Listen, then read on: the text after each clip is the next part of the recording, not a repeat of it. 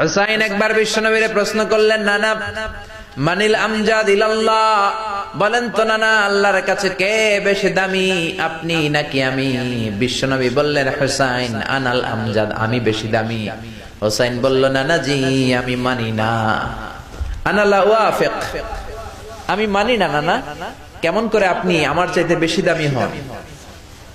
আপনার চাইতে আমি বেশি দামি। বিশ্বনবী বললেন, হুসাইন আমি হলাম নবীদের নবী, আখির নবী, বিশ্ব নবী, আর তুমি হলা আমার উম্মত, তোমার চাইতে আমি বেশি দামি। হুসাইন বলে, নানা জি আপনি ভুল বললেন, আপনার চাইতে আমি হুসাইন বেশি দামি। সুবহানাল্লাহ কইবেন না? বিশ্বনবী বললেন, কাইফা যালিক, কেমন করে এটা? হুসাইন বলল, নানা জি তাহলে বলেন তো আপনার আব্বার নাম কি? বিশ্বনবী বললেন, আমার আব্বার নাম হলো আব্দুল্লাহ। কি নাম? হুসাইন বলেন, আনা খালি আব্দুল্লাহ, লাইসা ক্বাবলাহু ওয়ালা বা'দাহু শাই।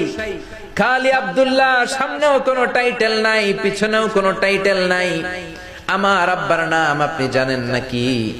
আমার আব্বা হলো শেরে খোদা, দুনিয়ার সব কাফির মুশরিকদের জন্য আল্লাহ আমার আব্বারে বাগ বানিয়ে পাঠিয়েছে। আমার আব্বা সাধারণ কোন মানুষ নয়, বিশ্ব নবীর মেয়ের জামাই। আল্লাহু আকবার। আপনার আব্বা আব্দুল্লাহ কি কোন নবীর মেয়ের জামাই নাকি? বলেন। আমার আব্বার নাম হলো আলী কাররামাল্লাহু ওয়াজহা। বিশ্বনবী বললেন, তাই তো, আসলে তো তোমার আব্বা বেশি দামি। আবার হুসাইন প্রশ্ন করলেন, নানা বলেন তো আপনার আম্মার নাম কি? কি নাম বিশ্বনবীর মায়ের? তোরা দেখে যা আমিনা মায়ের কোলে, মধু পূর্ণিমারি সেথা চাঁদ দোলে, যেন উষার কোলে রাঙার বিদোলে। তোরা দেখে যা আমিনা মায়ের কোলে, কুল মখলুকে আজি ধ্বনি ওঠে কে এলোই, কালিমা শাহাদাতের বাণী ঠোঁটে কে এলোই, পড়ে দুরুদ ফেরেশতা বেহেশতের দুয়ার খোলে। তোরা দেখে যা আমিনা মায়ের কোলে। আল্লাহু আকবার। বিশ্বনবী বললেন, আমার মায়ের নাম আমিনা।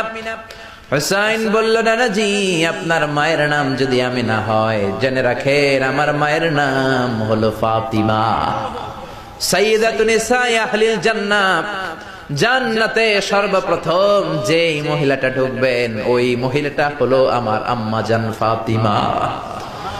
বিশ্বনবী ফাতেমারে এত ভালোবাসতেন, বিশ্বনবী বলতেন যে ফাতেমারে কষ্ট দেয় সেজন্য আমি নবীরে কষ্ট দেয়, আর যে ফাতেমার মনের মধ্যে আনন্দ দেয় সেজন্য আমি নবীরে আনন্দ দেয়।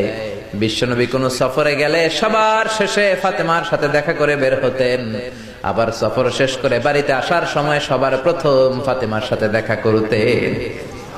ও নানা বলেন তো তাহলে কে দামি, আপনার আম্মা আমেনা নাকি আমার মা ফাতিমা? বিশ্বনবী আর কোনো কথা বলে না। হুসাইন একের পর এক প্রশ্ন বানে নানাকে জর্জরিত করছে, নানা এবার বলেন তো আপনার নানির নাম কি? বিশ্বনবী বললেন, হুসাইন আমার নানির নাম হলো বাররা বিনতে আব্দুল উজ্জা। হুসাইন বলে, না না আপনার নানি বাররা রে কেউ চিনে না। চিনেন আপনারা? অনেকে জানেই না, ওই যে কয় নসিনি, আরা নসিনি দে, আমরা চিনি না বাররা বিনতে আব্দুল উজ্জা। হুসাইন বলে, না না আপনার নানিরে তো কেউ চিনে না, বাররা নামটা কারো মুখস্থ নাই। আমার নানির নাম আপনি জানেন নাকি? আমার নানির নাম হলো খাদিজাতুল কুবরা আত-তাহেরা। একটা মহিলাকে আরশের উপর থেকে আল্লাহ সালাম জানিয়েছেন, ওই মহিলাটাই আমার নানি খাদিজা। বিশ্বনবী খাদিজার এত ভালোবাসতেন, বিশ্বনবী বলতেন, আল্লাহ কিয়ামতের দিন যখন কেউ কাউরে চিনবে না, ওই কঠিন দিনে আমি যেন আমার প্রাণের খাদিজারে ভুলে না যাই। খাদিজা ইন্তেকালের পরে বিশ্বনবী নিজ হাতে দাফন কাফন করলেন, কবরের সামনে দাঁড়িয়ে দোয়া করলেন। দোয়ার পরে সব সাহাবীরা ঘরে ফিরে যায়। আবু বকর বললেন, নবী চলেন ঘরে ফিরে যাই, দাফন শেষ, কাফন শেষ, দোয়াও শেষ। বিশ্বনবী বললেন, না আবু বকর আমি যাব না, তুমি যাও, আমি কবরের সামনে দাঁড়িয়ে থাকবো। যেই মহিলাটাকে এই কবরের মধ্যে আমি শোয়ালাম রে আবু বকর, এই মহিলাটা সাধারণ কোন মহিলা নয়, আমার বিপদের দিনের সঙ্গিনী খাদিজা। মক্কায় এই মহিলাটাই আমার হাতে প্রথমে কালিমা পড়ে ইসলাম ধর্ম গ্রহণ করেছে। মক্কায় কেউ যখন আমারে সাহায্য করে নাই, তখন আমার খাদিজা আমারে ভুলে নাই। কেউ যখন আমারে শেল্টার দেয় নাই, সাহায্য করে নাই, খাদিজা আমারে সাহায্য করেছে। মক্কার লোকেরা 3 বছর শিয়াবে আবি তালেবে আমার জেলের মধ্যে রেখেছিল। আমার কলিজার টুকরা বিবি খাদিজা ওই জেলখানার ভিতরে আমার সাথে ছিল। আবু বকর, তোমার মনে চাই তুমি ঘরে ফিরে যাও, আমি এখানে দাঁড়িয়ে থাকবো। আমি দাঁড়িয়ে দাঁড়িয়ে খাদিজার কবরের 3টা প্রশ্নের জবাব আমি বিশ্বনবী নিজে দিয়ে তারপরে ঘরে ফিরে যাব রে আবু বকর। সাইয়েদনা জিবরাইল এসে বললেন, ইয়া রাসূলুল্লাহ, ইয়া হাবিবাল্লাহ, দাঁড়িয়ে থাকার দরকার নাই, আপনি ঘরে ফিরে যান।